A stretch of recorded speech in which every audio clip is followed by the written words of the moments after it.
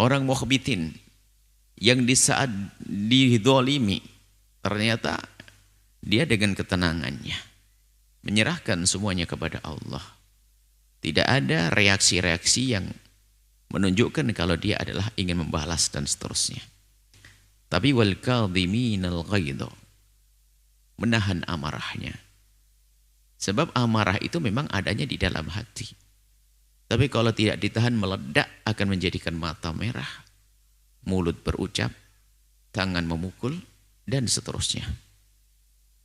Tapi wal kadhiminal ghaidha, menahan. Menahan. Wal kadhiminal ghaidha, menahan amarah. Kemudian tidak cukup mukhbit itu menahan amarah. Wal afinan 'anin nasi, kemudian berusaha bagaimana memberikan maaf kepada siapapun yang telah berbuat salah kepadanya. Urusan pribadi ya. Ini bicara tentang urusan pribadi, bukan urusan Allah. Kalau ada urusan hak Allah diganggu, hak Nabi Muhammad diganggu, kalau marah kita dungu. Syariat Nabi diganggu, ini pribadi, kita dicaci, kita diolok, kita didolimi. Inilah.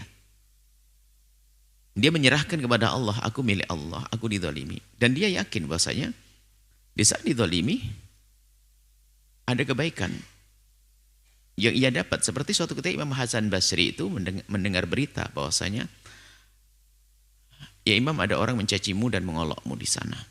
Oh ya, begitu. Karena kebetulan waktu itu musim kurma muda, rutop.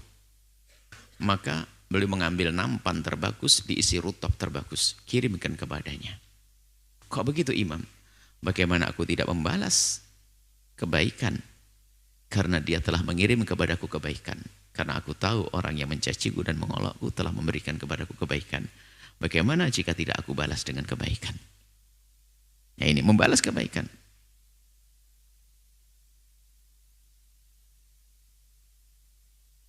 Maka sampai para orang yang faham makna ini, makna bahwa orang yang dicaci, digunjing itu sebetulnya telah diberi hadiah kebaikan oleh orang yang menggunjing.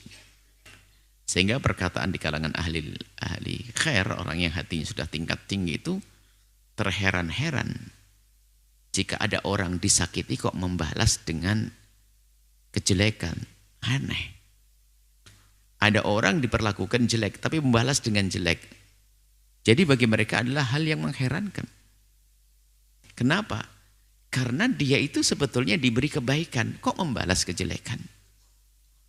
Karena kebaikan bagi orang yang sudah kenal Allah itu bukan di dunia saat ini, langsung kebayang surga sana. Lihat, ini mukhbitin. Sudah tingkat tinggi, jadi dizolimi sama orang, kebayang ini adalah tabungan pahalaku nanti di akhirat. Urusan pribadi, bukan urusan Allah. Urusan pribadi itu maksudnya di sana, hak saya dan sebagainya. Kalau urusan Allah harus marah dong, syariat Nabi Muhammad diganggu. Kita diajak maksiat, ganggu kita ini. Lain cerita, kita nggak boleh terima, nggak boleh pasrah. Diajak minuman keras, nggak apa-apa. Dipaksa mau enggak, silakan. Ini bukan itu. Diajak melakukan kehinaan, ya namanya itu bukan. Tapi hak kita. Kita dicaci, kita diolok, hak kita diambil dan seterusnya. Kita digunjing. Maka sesungguhnya mereka telah memberikan kebaikan kepada kita, termasuk dalam satu hadis.